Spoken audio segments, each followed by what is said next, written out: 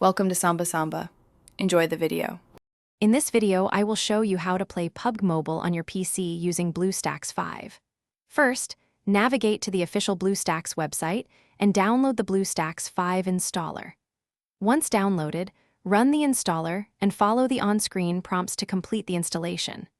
After Bluestacks 5 is installed, launch it and sign in with your Google account to access the Google Play Store. This is a crucial first step to get started with your mobile gaming experience on a larger screen. Now that Bluestacks 5 is set up, open the Google Play Store within the emulator. Use the search bar to find PUBG Mobile and then click Install to download the game. While it's downloading, go to Bluestacks Settings. Navigate to the Performance tab and allocate at least 4 CPU cores and 4 GB of RAM for optimal gameplay. This ensures a smoother experience, reducing lag and improving overall game responsiveness during intense matches. With PUBG Mobile installed, launch the game.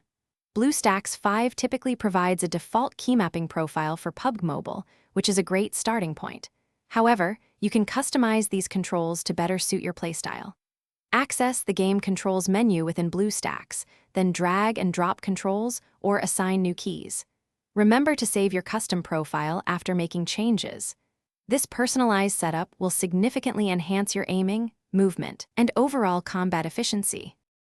To further enhance your PUBG Mobile experience on PC, consider enabling high frame rates within the game's graphics settings. Also, ensure Bluestacks 5 is allocated sufficient resources, ideally, at least 4 CPU cores and 4 GB of RAM for consistent performance. If you encounter any issues, try updating your graphics drivers or restarting Bluestacks. Many common problems can be resolved by checking these settings. Enjoy the competitive action on your computer with improved visuals and controls. Thanks for watching. Consider subscribing if we helped you.